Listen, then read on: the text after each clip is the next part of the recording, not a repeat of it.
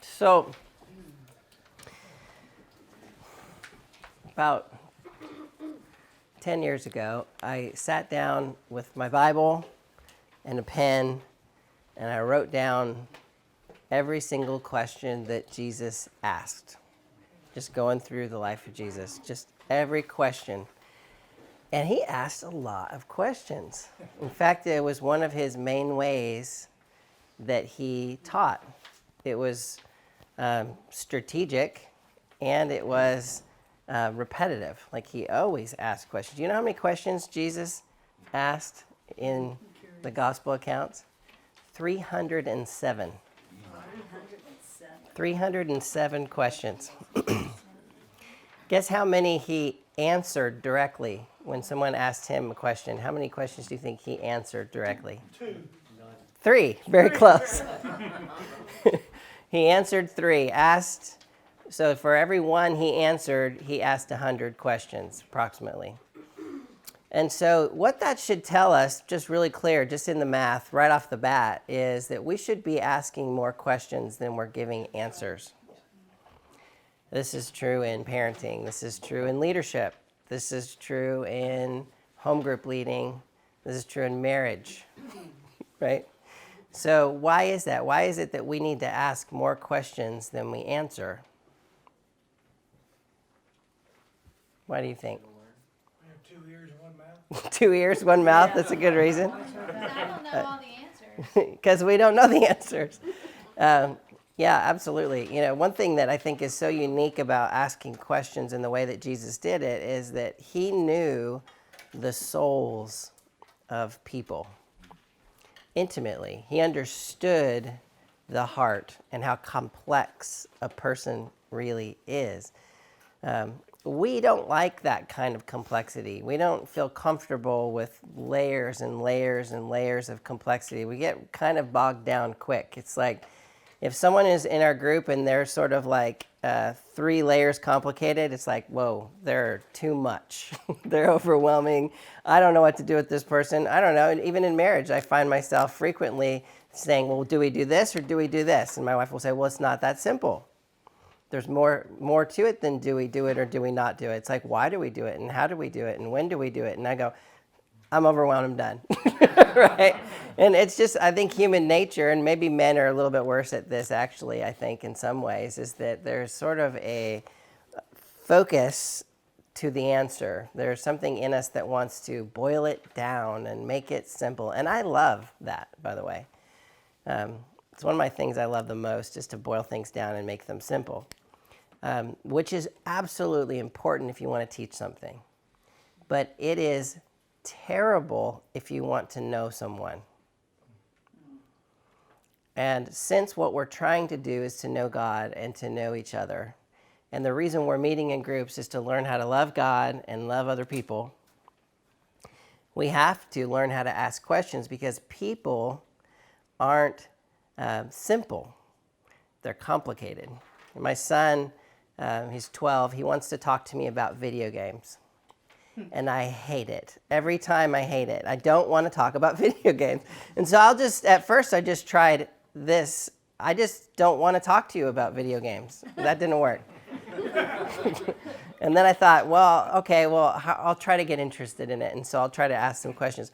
But since I don't know anything about it, I don't have any complexity to my understanding, all I can ask is stupid things like, well, what level are you on? Or why are you trying to beat the boss on the level, it's like, and it drives me crazy. Like, I absolutely get frustrated. And I think we're like that with people. It's like, if we're not interested and it's overwhelming and it's complex, we're already done. We're out. And unfortunately, people are both complex, right? And you don't know them, both. You don't know anything about them. If you're even I think in marriage, you're really married to about 7 people over the course of your life together. And so I don't know. I think we're on like number 5, and it's every single version is very different, and the questions change, and the ones that work don't work anymore. and the ones that I thought would bring clarity don't bring clarity. So it's also a moving target. And so I want to talk about why that is, give you a little bit of a grid for understanding, kind of the complexity of a person, and then so that we can start to kind of ask better questions. Does that make sense? So if I don't explain the why behind the asking of the good questions, then we can't really dig into it. The beginner's level there is on page 1, which is basically people are not just what they do. Jesus said that in a really simple way. He said people, he's talking to the Pharisees, and he's talking about, how many of you guys have ever grabbed a cup out of the dishwasher thinking it was clean? Right?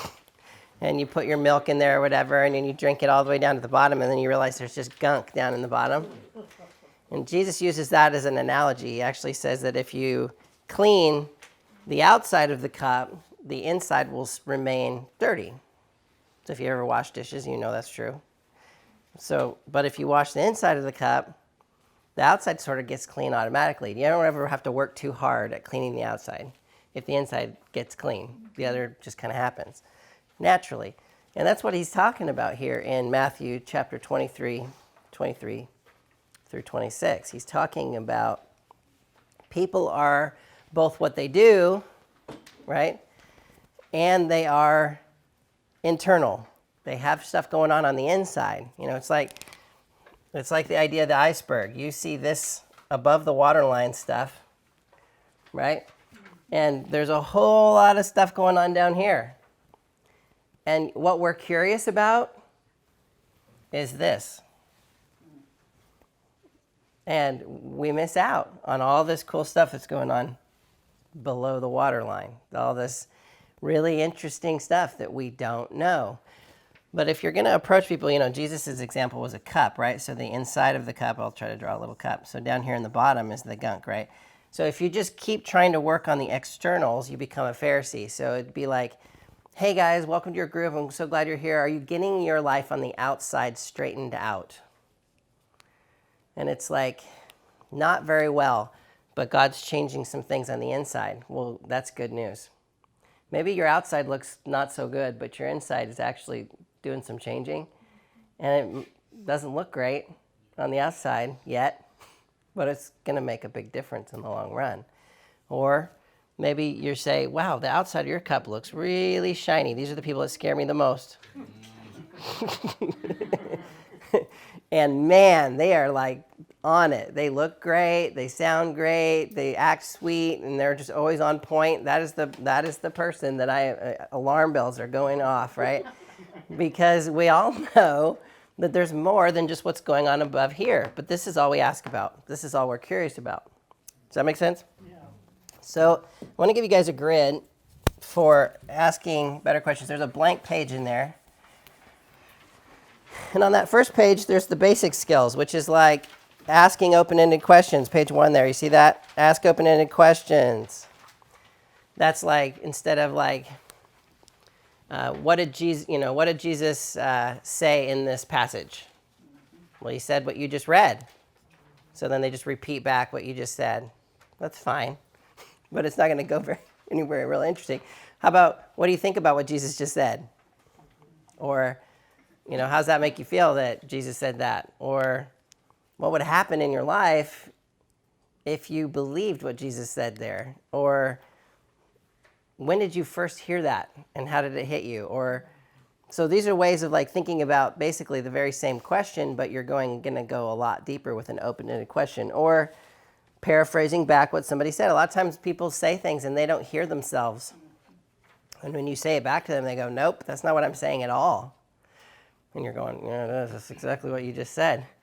And then they'll clarify, and you think, well, that isn't what you said the first time. That's not what's important. What's important is they're working it out, right? So some people think by talking. Some people talk after they've been thinking, right? And I'd say it's about half and half in a room. And so, of course, who does the most talking? It's the people who talk to think. And guess who's... So the people that sort of absorb the whole small group time are a bunch of people that are thinking out loud. But all the people that are actually thinking and then saying things, boy, what if you never ask them any questions? A lot of gold gets missed. Do you see that? So paraphrasing back, being curious, what's the real thing going on here? They're being rude, they're being short, they're being annoying, they're changing the subject, they're talking about sports endlessly or whatever. And you're not that curious about what they're talking about, but maybe you get a little curious about their heart. What's going on? Or, body language. Paying attention to body language. More and more the research is coming out that body language communicates much more than we ever say. And, the implications for small groups is pretty interesting. It's like everyone sitting is saying a lot. The couple that's like this turned from each other on the couch. And a lot of times, after a group or something, Cassie will kind of reflect back and be like, I don't think this person's okay, or I think that person's upset, or I'm like, really? Because I wasn't paying attention to body language. I was just listening to the words, but the body language was screaming something other than what they were saying. So people communicate quite a bit through body language. In fact, whether or not, for instance, you trust what I'm saying has a lot to do with whether I look like I believe what I'm saying. So if I look like I believe what I'm saying, you're much more comfortable listening to me. Whereas if I'm a little like, I know I don't really do this, I'm kind of uncomfortable with it, or I'm being kind of dishonest about it, like acting like I know and I don't really know, you guys all know in like 2 seconds. Everyone knows. What's funny is that we think all of our body language stuff is hidden. But people know. They read it, and they know exactly the sense, the feeling, the emotion that's going on. So this is the basics. Silence is a very powerful act of humility. I think it's admitting that you don't know. So silence isn't a skill that you use to get people to talk. It is a heart attitude of humility, which is admitting, I don't know. So I'm going to kind of wait for someone else to know, for God to speak, for me to learn something that I didn't know. And so positionally, when you're being quiet, if you use it as a skill, it's just sort of like a car salesman. It's like the first person who speaks loses. You ever seen this? This is like a technique where the car salesman's like, so, it's, 18,342. And then there's a long silence pause, which is very powerful. Silence is, what? $1 is my response. $1, yeah. And so that negotiation, it's like, well, when people feel like they're being pressured by silence or controlled by silence or manipulated by silence, they hate it. It makes everyone really uncomfortable. It only takes about 10 seconds to make everyone feel uncomfortable.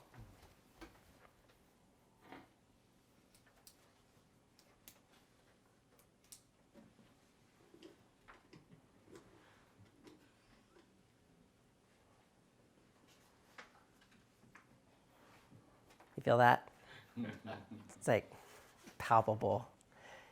And nobody likes to be manipulated into communicating in the group. If they don't want to share, of course they don't have to, but if you're being quiet because you're listening for the Lord, or you're being patient to understand, or you're trying to figure something out, or you want to listen to other people because you're curious what they think about it, man, cool things happen. If you use silence as sort of a stick to hit people over the head with, it's not good. So silence, last week we talked about this week we're talking about that. Anything from last week that you didn't say that you'd like to share gets all that introvert gold that you missed from the week before. That's a skill that's bridging from the last thing to this one. You'll find some cool things by just doing that. Hey, last week we talked about this. Anybody have something that you thought about this week since we talked about it? Because if only the extroverts get to talk about what they think on the spot, then all your introverts are going, well, I had lots of thoughts about it during the week. I had a chance to think about it. And knowing when to shut up. That's the last skill there.